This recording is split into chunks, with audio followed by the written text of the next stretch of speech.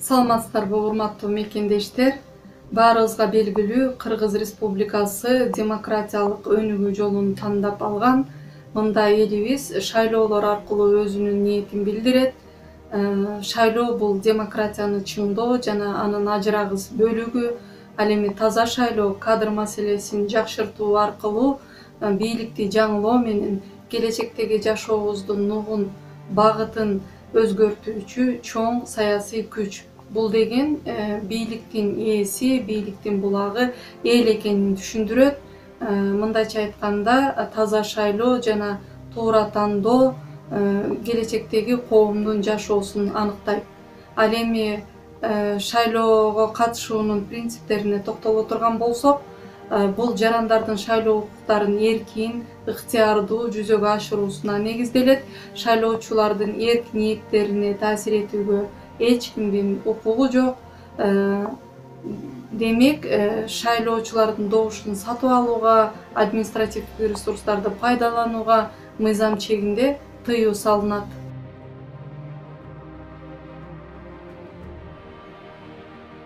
Кыргыз Республикасынын чегинен тышкары жүргөн жарандарыбыздын шайлоо укуктары боюнча айта турган болсок, анда алар Кыргыз Республикасынын дипломатиялык өкүлчүлүктөрүнүн, консулдук мекемелеринин жана мамлекеттик органдарынын өкүлчүлүктөрүнүн аймагында добуш бере алышат. Тактап айтсак, консулдук каттоодо турган, биометрикалык каттоодон өткөн, активдүү шайлоо укугуна ээ, Кыргыз Республикасынын чегинен тышкары жүргөн баардык жарандар добуш берүү укугуна ээ. Ошондой эле Кыргыз Республикасынын чегинен тышкары жүргөн жарандарыбыз үчүн шайлоо мыйзамдарында жакшыртылган шарттар түзүлгөн боюнча белгилей кетсек, биринчиден шайлоо мыйзамдарынын акыркы редакцияларына ылайык консулдук каттоодо турбаган, бирок биометрикалык каттоодон өткөн мигранттарыбыз форма 2 арызын толтуруу аркылуу шайлоого катыша алат. Мындайча айтканда, Кыргыз Республикасынын дипломатиялык өкүлчүлүгү же консулдук мекемеси шайлоочунун шайлоо дареги боюнча добуш берүүнү каалагандыгы тууралуу арызы келип түшкөн учурдан тартып, шайлоочуну акысыз негизде убактылуу консулдук каттоодо турган адам катары каттайт. Натыйжада аталган жарандын шайлоо дареги өзгөртүлүп, ниеттенген дарек боюнча шайлоого катышуу укугун алат. Ал эми экинчиден, эгерде Кыргыз Республикасынын чегинен тышкары бир аймакта жүргөн жарандардын саны мыйзамда белгиленген шайлоочулардын санынан ашса, анда тышкы маселелерди тейлеген органдын сунушу боюнча бир жайда 2 же андан ашык шайлоо участкалары түзүлүшү мүмкүн. Демек, Кыргыз Республикасынын чектеринен тышкары жүргөн жарандарыбыз канчалык көп биометрикалык каттоодон өтүп, консулдук каттоого турса, анда шайлоочулардын көбөйүшүнө жараша шайлоо участкаларынын саны дагы көбөйөт дегенди билдирет. Ошондуктан, урматтуу мекендештер, консулдук каттоого туруңуздар, биометрикалык каттоодон өтүңүздөр, шайлоого активдүү катышыңыздар. Ал эми ачылган шайлоо участкалары кайсы жерде жайгашкандыгы тууралуу маалыматты Борбордук шайлоо комиссиясынын сайтынан жана дипломатиялык өкүлчүлүктөрдүн сайтынан алууга болот. Шайлоочулардын тизмесин түзүү тартиби жөнүндө айта турган болсок, анда жогоруда айтылгандай эле активдүү шайлоо укугуна ээ, мыйзамга ылайык биометрикалык каттоодон өткөн Кыргыз Республикасынын жарандары шайлоо тизмесине киргизилет. Шайлоочулардын тизмеси алдын ала тизме, контролдук тизме жана акыркы тизме болуп, 3 жолу шайлоо участкаларында илинет. Шайлоочулардын алдын ала тизмеси добуш берүү күнүнө чейин 80 календардык күн калгандан кечиктирилбестен тизме мамлекеттик порталында жеке маалыматтардын тууралыгын тактоо үчүн шайлоочунун туруктуу жашаган жери боюнча жайгаштырылат. Ал эми ошол эле алдын ала тизме шайлоо участкаларында добуш берүү күнүнө чейин 70 календардык күн калгандан кечиктирилбестен шайлоо тилкелеринде иненет. Мындан шайлоочулардын алдын ала тизмеси менен таанышкан ар бир шайлоочу жеке маалыматтарында кандай гана ката же так эместиктерди тапкан учурда форма 1 арызын толтурат.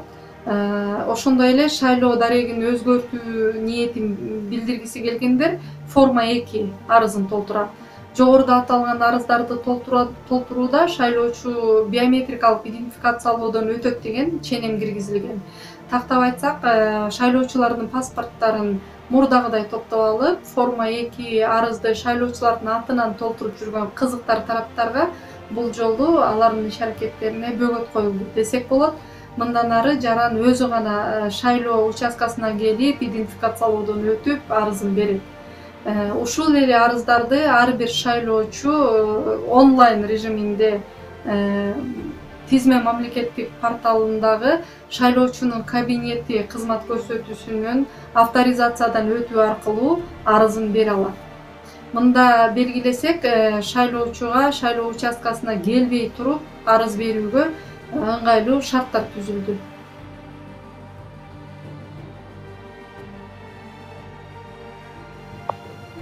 Биз жогоруда шайлоочунун эрк ниетине таасир этүүгө эч кимдин укугу жок деп айтып өттүк. Ал эми шайлоочунун эрк ниетине таасир этүүчү факторлор болуп, биринчиден бул административдик ресурс, мисалы билим берүү жана саламаттыкты сактоо мекемелеринин жетекчилиги тарабынан кызматтык көз карандылыктагы кызматкерлердин эрк ниеттерине таасир тийгизүүсүнүн артынан кайсыл бир партиянын шайланышына көмөк көрсөтүлүшү бул административдик ресурстун колдонулушу болуп эсептелинет.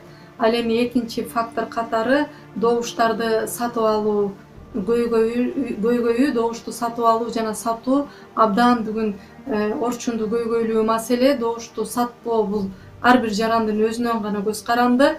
Добушту сатуу бул биздин келечекти сатуу, мамлекеттин жоголушуна алып келе жаткан абдан бир жапайы, ушунчалык жаман көрүнүш экенин убакыт өзү дааналап ачыктап көрсөтүп турат. Ал эми добуштарды сатып алуу ыкмасын пайдаланган арамза, жаман ойлуу, элине жакшылыкты каалабаган кара санатай саясатчылар биздин элди кул сыяктуу пайдаланып, кул сыяктуу абалга жеткирип жаткан бир эл душманы деп таанышыбыз керек. Жогоруда айтып өткөн административдик ресурстарды кыянаттык менен пайдалануу жана добуштарды сатып алуу факторлору боюнча шайлоо мыйзамдарындагы толуктоолорго ылайык административдик жана кылмыш жоопкерчиликтери каралган. Ушуну дагы биздин жарандар абдан дыкат мындай пайдалуу жагына колдонуп жыйынтык чыгарышса болот.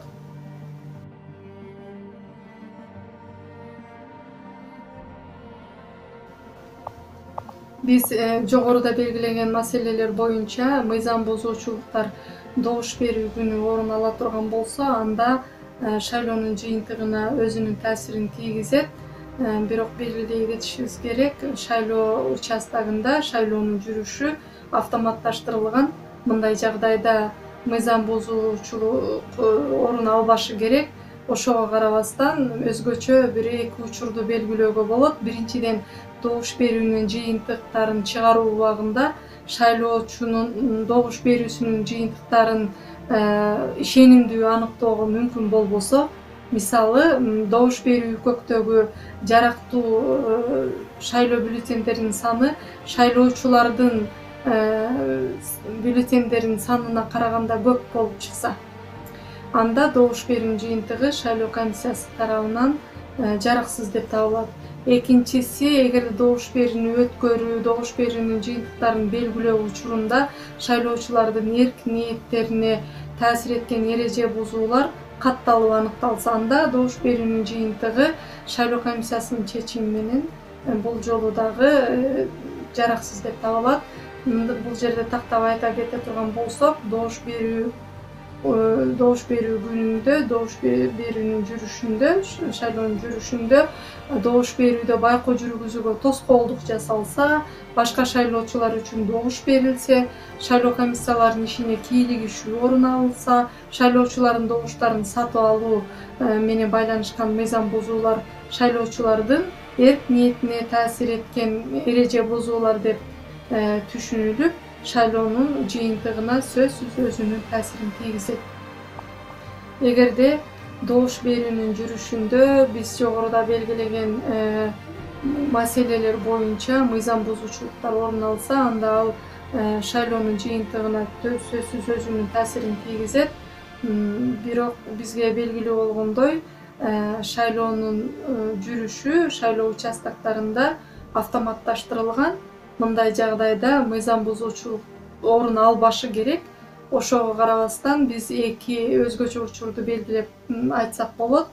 Биринчиси, добуш берүүнүн жыйынтыктарын чыгаруу убагында шайлоочулардын добуш берүүсүнүн жыйынтыктары ишенимдүү аныктоого мүмкүн болбосо, мисалы добуш берүү үкөктөгү жарактуу шайлоо бюллетендеринин саны шайлоочуларга берилген бюллетендердин санына караганда көп болуп чыкса, анда добуш берүүнүн жыйынтыгы шайлоо комиссияларынын чечими тарабынан жараксыз деп табылат.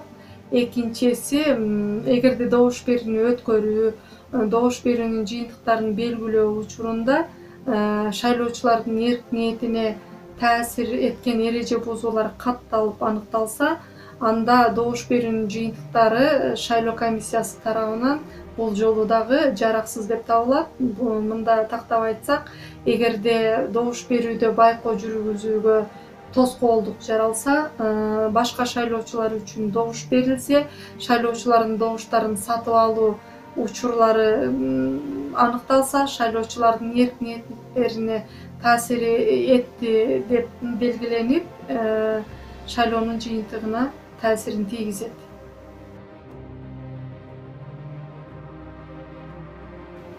Шайлоочулар добуш берүү күнү көңүл бура турган негизги маселелерге токтоло турган болсок, анда биринчиден шайлоо бюллетени шайлоочу тарабынан атайын даярдалган кабинада толтурулат. Ал эми атайын жабдылган кабина шайлоо бюллетенин толтурууда добуш берүүнүн жашырындуулугун сакталгандай жана добуш берүүчүнүн аракеттерине шайлоо комиссиясынын мүчөлөрү жана байкоочулар көзөмөл жүргүзө ала тургандай болуп орнотулушу керек. Анткени толтурулган бюллетендеги белгини кызыктар тарапка отчет берүү максатында добуш берүүчү сүрөткө тартып алууга мүмкүнчүлүк болбош керек. Экинчиден, добуш берүү үчүн үкөктөр добуш берүү үчүн жабдылган эң жакынкы кабинадан 1,5 метрден ашпаган аралыкта. Ошондой эле добуш берүү жайда турган адамдар бюллетендеги белгини көрүп биле албай тургандай жайгаштырылышы керек. Анткени шайлоочуга бюллетендеги белгини көрсөтүүгө жана добуш берүү жайда турган адамдарга толтурулган бюллетендеги белгини көрүүгө кабина менен урунанын аралыгы мүмкүнчүлүк бербей тургандай болушу керек. Үчүнчүдөн, автоматтык эсептөөчү урнага бюллетенди таштоонун эрежелеринен кыйналган шайлоочунун өтүнүчү боюнча техникалык адисти чакырылган учурларын кошпогондо, автоматтык эсептөөчү урнанын жанында шайлоо бюллетенин таштап жаткан шайлоочудан башка адамдын болушуна тыюу салынат. Демек, техникалык адиске толтурулган бюллетендеги белгини көрүүгө мүмкүнчүлүк түзүлбөшү керек. Урматтуу мекендештер, өзүңүздөр байкагандай, шайлоо мыйзамдарына киргизилген толуктоолор боюнча сиздер менен ой бөлүшкөн мен Мейманбүү Акжолова болдум.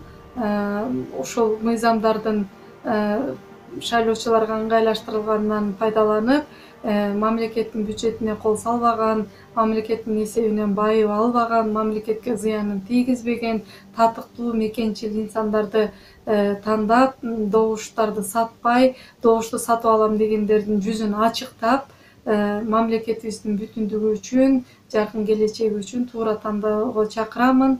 ушундай маанилүү маектер менен кийинки жолугушууларда жолугушканча сиздер менен коштошомун. Кийинки жолугушканга чейин аман болуңуздар. Сиздердин баарыңыздарга ийгилик каалаймын.